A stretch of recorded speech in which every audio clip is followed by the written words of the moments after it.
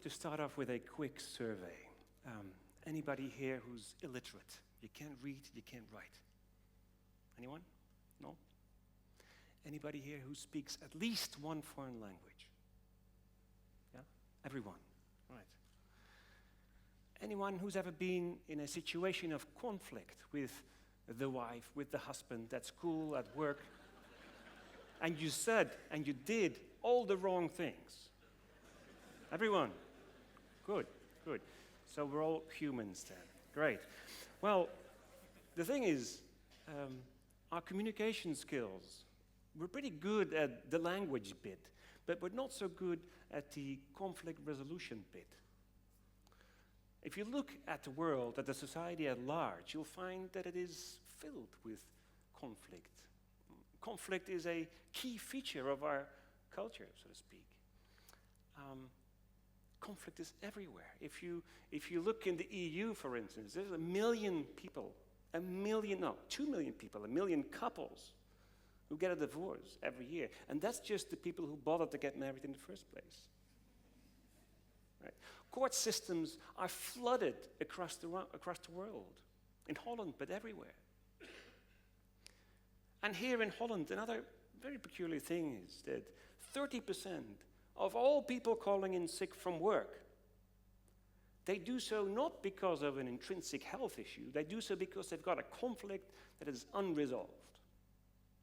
So the cost of conflict, although I don't think there's ever been a comprehensive study on it, the cost of conflict must be tremendous. The economic costs, obviously, and the pain and the suffering, the emotional, the psychological, the sociological cost. So then, wouldn't it be good if we had much less conflict? And the bits of conflict that we do have, the productive bits, that we are able to resolve the conflict ourselves. Last month, 11 years ago, my brother committed suicide. He didn't just jump in front of a train. He jumped onto the tracks and then started running into the train. He died there and then, obviously. And a piece of me died there and then, too. My life was cut up in my life before his death and my life after his death. I fell into a severe depression, and I became a rather unpleasant person. Not full-time unpleasant, but pretty unpleasant. And I became reckless, and I did all sorts of really stupid things. And I lost my used to flourish anyway, my flourishing business. I lost my income. I lost pretty much everything. And my marriage was under substantial pressure as well. If you were to meet my wife, she isn't here, unfortunately, but she is the most beautiful, the most intelligent, witty, interesting, warm, caring person a man could ever wish for, including me. And I've wished.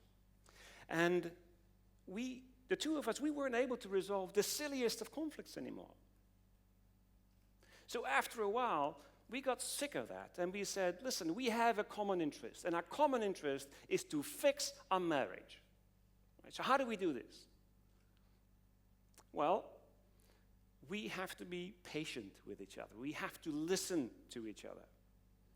We have to be patient with ourselves, with our situation.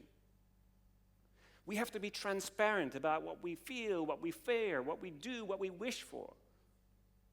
And then talk and practice and work on the skill to resolve any conflict that we may come across. And in fact, we became really good at it. We fixed our marriage, and now, years later, we are still looking forward to decades more of happy marriage. Together, that is. And so, the marital issues were taken care of, but the financial issues, the work issues, were not taken care of. And then a friend of mine came along and he said, Guido, why don't you pursue a career in mediation? You go out and help people who have a conflict resolve their conflict. I thought it was a great idea, and so I went off, and after some time, I became a professional mediator, and after 100 or so cases, a very interesting pattern started to evolve. It turned out that the successful cases, that is, the clients who were able to resolve their conflict, did the exact same things as my wife and I did. They had a common interest to resolve their issue. They were patient with each other. They were listening to each other. They were transparent about what they wanted and what they didn't want. So at my mediation table, they were acquiring the skills to resolve their own conflict. They were learning how to do this. They couldn't do this before, and then at my table, they learned how to do this. So I work with a group of 50 mediators, professional full-time mediators across the Netherlands. And if you ask any of them, any one of them, what does it take to resolve a conflict? They'll give you that same analysis. They'll give you that same answer. So then the question, of course, is, why should we even need to go to a mediator? If we have the facility, as humans, if we have the facility to learn how to resolve our conflict, then why don't we learn how to resolve our conflict before we've got the conflict? See, our communication skills, it became very clear in this room as well. We're okay with the language bit of it, right?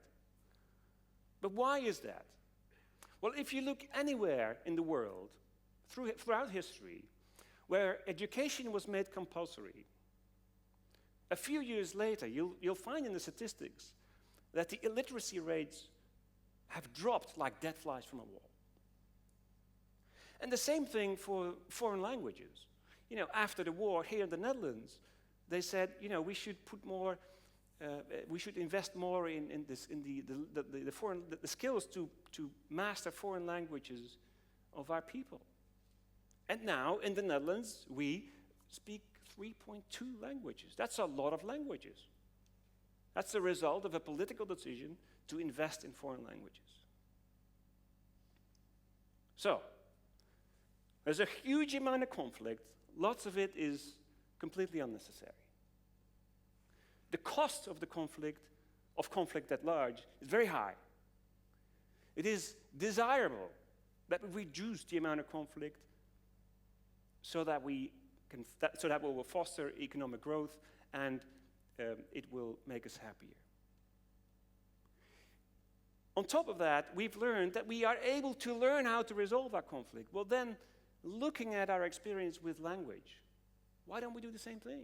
Why don't we make the subject of conflict resolution a mandatory part, a standard feature of our school curricula, starting at a very young age, in kindergarten, all the way up to university, and everything in between? And if we do that, if we all would become much better at resolving conflict,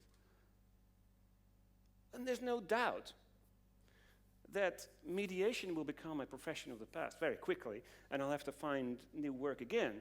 But apart from that, I think our world will be a much wealthier world, a much healthier world, and in fact, perhaps most importantly, a much happier world. Thank you.